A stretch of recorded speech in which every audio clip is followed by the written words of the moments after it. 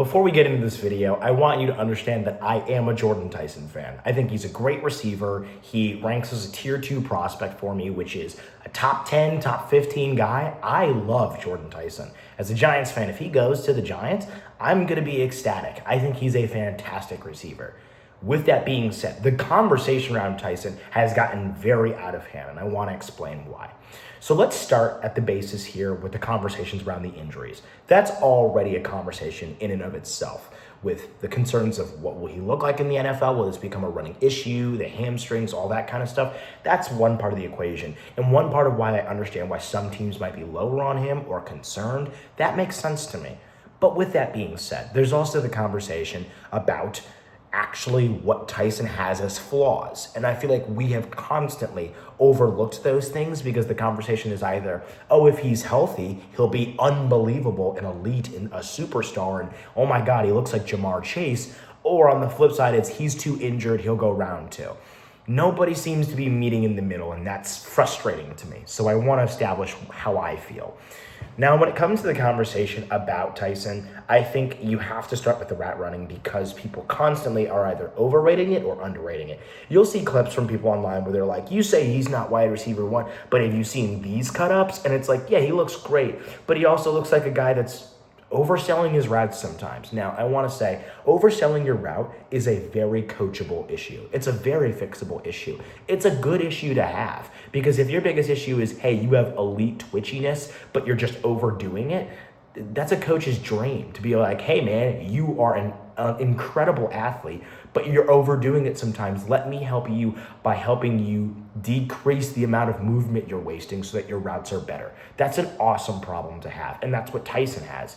The not so awesome problem is things like struggling with press coverage, struggling with contested catches. Now you're probably saying, well, I've seen him make a lot of great grabs. Well, there's also a lot of incompletions, right? I think it's more of an inconsistency than it is necessarily a strength issue with him, but you see him sometimes in those situations drop the ball or it gets punched out. That happens for him. That's a little bit less fixable, but it doesn't pigeonhole him too aggressively because to me, he's a slasher. He's a flanker. He is a vertical / slot threat because that's where the best damage is done. But with that being said, I don't think that he's really an X receiver. He's not a 3-level receiver who can deploy at all different positions like a guy like Tate is to me or a guy like Concepcion is to me. But that's not a big problem. I think he can still absolutely thrive as a slasher / slot guy. But I think that conversation needs to be had because we seem to pretend that he's Jamar Chase. I'm not even joking. I have seen comparisons to him of Justin Jefferson and Jamar Chase. That is utterly ridiculous. That is absolutely not how he plays. I think he actually plays a lot more like Amari Cooper. And I don't want to take credit for this comp. Shout out to Matt Harmon at Reception Perception. He's the guy that kind of laid that out first. And I thought, oh my God, that's a perfect comp. Because Amari Cooper had these same problems when he came into the league and was with Oakland, right? It was a lot of these flashy routes, but there was a lot of inconsistencies to the way he was selling routes. And I want to get into that with Tyson. You see a lot of things like, a head fake that looks really incredible on camera, but then you see that it didn't really do anything to the defender. Or he'll have a defender with his hips out wide and he'll try a move inside and it just doesn't really do anything because it was so quick or it was such a wasted movement that it's like, well, the defender didn't even bite on that even remotely. And he still gets separation because he's a superb athlete, but those are problems, right? And again, with all this being said, these are fixable issues of Tyson's. These are absolutely fixable, but they need to be documented because we seem to pretend that if he wasn't injured, that he'd be some elite blue chip prospect, which I don't think he'd be. But he's a tier 2 guy to me. He's a top 15 guy to me. I think he's incredible. I would absolutely take him top 10. That's where I'm at with Tyson. I think he'll be a star in the league. He can be O'Roy year 1. But I think we have to acknowledge what those concerns are with his game and how those could limit him. If a team deploys him at X all the time, I could see him struggling. If a team decides to pigeonhole him in weird ways, that's going to make him struggle. There might be some moments in the league where he oversells a route and he kind of just gets locked up. That's natural. That's normal. That's going to happen. So his scheme fit and where he ends up landing is going to be very important to me. If he goes to the Giants, I think that's a great fit because I think Malik Neighbors can do the X receiver stuff for you. And I think you can just plug him in as a slot guy, slasher, flanker stuff. And I think he'll thrive beyond belief, right? I am a big Tyson fan, but the conversation has just gotten a little bit exaggerative. And on the flip side, I'm worried about the injuries, but that should not be something that shoves him into being a second round pick. If Tyson falls and becomes a second round pick, he will be the biggest steal on day 2. So I don't think that's going to happen. I'm not sure how much I believe the conversations of like, man, they love him top 5. Oh no, he might slip to 22. I think a lot of that might be a bit exaggerative, but I think in terms of the conversation of Tyson himself as the player, I think he fits around that top 11, 12 range. Again, these are problems to me that are fixable. They can be cleaned up, but they are there. They are issues. And I don't like when analysts pretend that's not an issue and they show you a cut up from a broadcast angle being like, you say he's not wide receiver 1. Did you see these moves? He's great. Those are elite attributes, but they need to be honed in, right? Because I think the floor could be a Jerry Jeudy type. And listen, I get it. I think when it comes to the receiver conversation, we tend to do what I like to call a hype moments and aura thing, where people will see the flashiest receiver traits of just agile, quick, acrobatic moves, and they think that's the ultimate calling card of being an elite receiver, but it really isn't. It's part of the equation. It's part of aspects and elements I want to see in your game, but that's not the end all be all. It's why when it comes to the conversation of Tate versus Tyson, you can tell a lot about the way that somebody evaluates receiver when they're like, well, Tate doesn't really do anything special, but Tyson, oh my God, he's just incredible at everything. And it's like, both of these players have flaws, right? I think Tate has way less flaws than Tyson, but they both have flaws. But if you're framing the conversation as like, I don't think Tate does anything special, but Tyson's an all-world talent, I have concerns with the way you evaluate receiver Tate because it feels like you're overvaluing that twitchy, agile aspect of the game, which is awesome and great, and you should have it, but it can be overvalued, and you're watching it be overvalued now.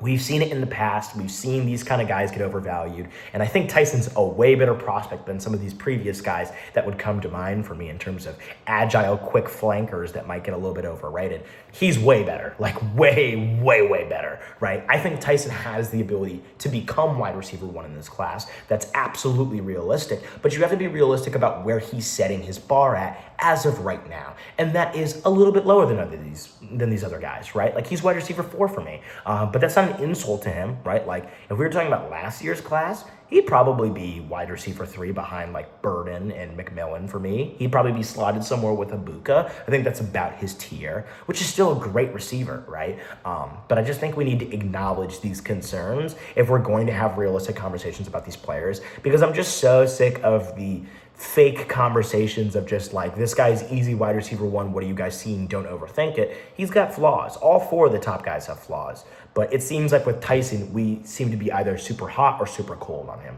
And I just think we got to tone it down and find the gray area of the conversation.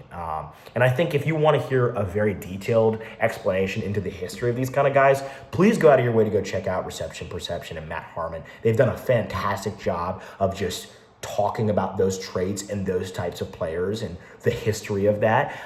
And now I think if you're looking at outlook, Tyson will become an incredible receiver.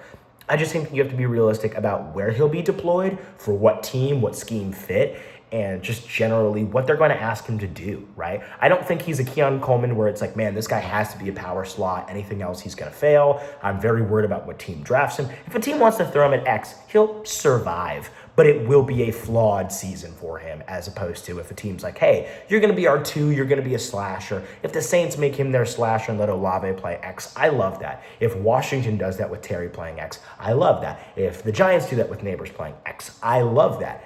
If he goes to a team that wants him to like dominate at the catch point while being the X, I'm a little bit more nervous about that kind of stuff. And that's kind of where I land with Tyson, right? Big fan of him, but we need to get realistic about the flaws. So I kind of want to leave it at that. I don't want to ramble on too much. I've made videos about this before. If you check out our mock draft that we just did, I go very in depth about my thoughts about Tyson, even more so than this video. If you want to go and check out my wide receiver rankings, please do, because there's a few hot takes in there, as well as more conversation about Tyson. But I want to leave it to this because I don't want to go too in depth before we actually see where he ends up draft position-wise and team-wise, to be able to really get into the dirt about what can he do, what will his position look like, what will they ask of him year one, etc. So with that being said, thank you so much for watching this video, you guys. This entire week has been the launch of my YouTube channel for doing this kind of stuff, and I really appreciate anybody who's come along for the ride. Me and my two best friends, we've been doing this. It's been a really fun time, and we'll be going live for the draft. I don't expect a lot of people to tune in, but the idea is you can come back to these things if you want to see where our headspace was at, see what we were thinking, what, attributes, traits we look for, what we think were a good scheme and team fits, all that kind of stuff. The idea is I want you to hold me accountable if I'm wrong. If I'm wrong about Tyson, if I'm wrong about my takes on David Bailey or whatever, hold me accountable, because all we want to do here is get better and understand what we're talking about here. So I appreciate it, you guys. Have a good one.